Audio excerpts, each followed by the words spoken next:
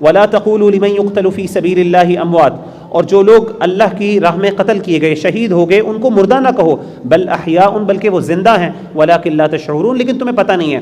یعنی جو شہید ہیں، شہداء ہیں، وہ زندہ ہوتے ہیں، لیکن ان کی زندگی کیسی ہوتی ہے اللہ کو پتہ ہے. اگر آپ ان کو دیکھیں، ان سے آپ بات نہیں کر سکتے، آپ کو ان کو دفنانا پڑتا ہے، سارا کچھ. یعنی دنیا کے اندر ان کے معاملات ایسے ہی ہوں گے جیسے ایک مردہ ہے، لیکن حقیقت میں اس کا کیا معاملات ہے، اس کی زندگی کیسی ہے، اللہ کہتے ہیں لا تشعرون، تمہیں اس بات کا شعور نہیں ہے. وَلَنَبْلُوَنَّكُمْ بِشَيْءٍ مِّنَ الْخَوْفِ وَالْجُوعِ وَنَقْصٍ مِّنَ الْأَمْوَالِ وَالْأَنفُسِ وَالثَّمَرَاتِ. اللہ نے جب انسان کو پیدا کیا، اللہ کہتے ہیں ہم تمہیں ضرور بضرور آزمائیں گے. کن چیزوں سے؟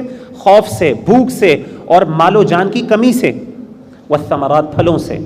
وبشر الصابرین، اللہ کہتے ہیں خوشخبری ہے صبر کرنے والوں کے لیے. صبر کرنے والے کون ہیں؟ الذین اذا اصابتهم مصیبہ، جب ان کے پاس کوئی مصیبت آتی ہے، قالوا انا للہ وانا الیہ راجعون، وہ کہتے ہیں ہم اللہ ہی کے لیے اور ہم نے اللہ ہی کی طرف لوٹنا ہے. تو اہل ایمان جب بھی مصیبت میں آتے ہیں تو انا للہ وانا الیہ راجعون کہتے ہیں. ہم عام طور پہ انا للہ وانا الیہ راجعون تب کہتے ہیں جب کسی کی موت ہو، وفات ہو، ایسے ہی ہے نا. حالانکہ ہونا کیا چاہیے، جب بھی کوئی مشکل آئے آپ کے منہ سے انا للہ وانا الیہ راجعون. موت پہ بھی کہہ سکتے ہیں، ظاہر ہے، کیونکہ وہ بھی مصیبت ہوتی ہے، انسان پر آتی ہے. اولئک علیہم صلوات، یہ لوگ ہیں جن پر مہربانی ہے ان کے رب کی طرف سے، من ربہم ورحمۃ، اور رحمت ہے، واولئک هم المہتدون، اور یہ لوگ ہیں وہ ہدایت پانے والے. یاد رکھیے گا جب اللہ کی طرف سے صلوات کا ذکر آتا ہے نا، صلات کا، تو اس کا مطلب ہوتا ہے مہربانی. اللہ تعالیٰ کسی اپنی مخلوق پہ صلات نہیں پڑھتے، درود نہیں پڑھتے. ہمارے ہاں یہ بڑا مشہور ہے، ان اللہ وملائکتہ یصلون علی النبی یا ایھا الذین آمنوا صلوا علیہ وسلموا تسلیما. آگے آیت بھی آئے گی کہ اللہ تعالیٰ اور اس کے فرشتے نبی پہ درود پڑھتے ہیں. درود کا مطلب اللہ تعالیٰ دعا مانگتے ہیں. اللہ تعالیٰ کس سے دعا مانگیں گے؟ تو یہاں پہ بھی دیکھیں اللہ تعالیٰ فرماتے ہیں کہ اللہ تعالیٰ صلوات پڑھتے ہیں. صلوات، اللہ کی طرف سے صلوات ہوتی ہیں. صلات کی جمع ہے، اس کا مطلب درود ہوتا ہے نہیں.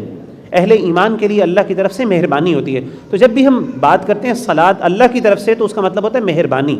لیکن ہم عام طور پہ ترجمہ یہ کر لیتے ہیں، گاڑیوں کے پیچھے بھی لکھا ہوتا ہے اور ہم کہتے ہیں دیکھیں جی نبی کی شان، اللہ بھی درود پڑھتا ہے. یہ اللہ الیاذ باللہ، اللہ کیسے درود پڑھ سکتے ہیں؟ یعنی اللہ دعا مانگتے ہیں اپنے نبی کے لیے، کس سے دعا مانگتے ہیں؟ وَأُولَئِكَ هُمُ الْمُهْتَدُونَ، اللہ تعالیٰ کہتے ہیں یہی ہدایت پانے والے ہیں.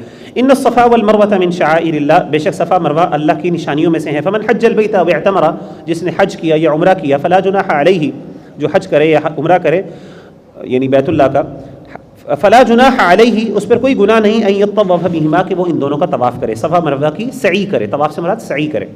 ومن تطوع خیرا، اور جو کوئی خوشی سے کوئی نیکی کرے گا، فإن اللہ شاکر علیم، تو اللہ تعالیٰ بہت ہی قدردان اور علم رکھنے والے ہیں.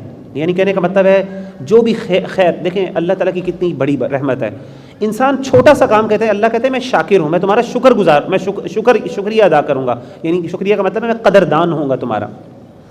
ان الذین، بے شک وہ لوگ، یکتمون ما انزلنا من البینات، جو چھپاتے ہیں جو ہم نے نازل کیا کھلی نشانیوں میں سے، والہدیٰ، اور ہدایت میں سے. اہل کتاب کا ذکر ہو رہا ہے، یہودی اور عیسائیوں کا. اللہ نے کتاب نازل کی، اس کو چھپاتے ہیں، حق کو چھپاتے ہیں. من بعد ما بیناہ للناس فی الکتاب، لوگوں کو ہم نے جب اس کو جو واضح کر دیا لوگوں کے سامنے، اس کے بعد اس کو چھپاتے ہیں.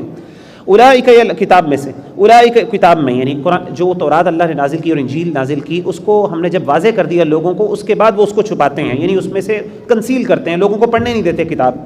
اولئک یلعنہم اللہ. اچھا یہ بات بڑی اہم ہے، کیونکہ آپ دیکھیں کہ ہر مذہب کے اندر نا شروع سے یہ بات رہی ہے، اور ہر مذہب کے لوگوں نے، خاص طور پہ جو ریلیجس طبقہ تھا، اس نے ہمیشہ ڈسکریج کیا عام طور پہ عوام الناس کو کہ وہ ان کی ریلیجس ٹیکسٹ کو پڑھیں. اس سے کیا ہوتا ہے کہ عوام الناس پھر کوشچن کرنا شروع کر دیتی ہے کہ بھئی آپ یہ کیوں کر رہے ہیں، یہ کیا قرآن تو یہ کہہ رہا ہے، یا کتاب آپ کی یہ کہہ رہی ہے. تو ہونا یہ چاہیے کہ ہمارے الحمدللہ مسلمانوں کے اندر یہ بات خاص ہے کہ علماء اس بات کو انکریج کرتے ہیں کہ قرآن پڑھو، قرآن کے ساتھ جڑو، خدا کے لیے قرآن پڑھو، تاکہ آپ کا کیا ہو، آپ کی روحانی، اللہ تعالیٰ آپ کی اصلاح کریں.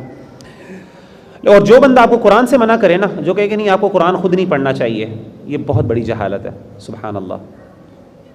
قرآن مجید، ہاں قرآن مجید کو پڑھ کے فتوے نہیں دینے چاہیے، حدیث کو پڑھ کے فتوے نہیں دینے چاہیے، وہ ایک الگ بات ہے.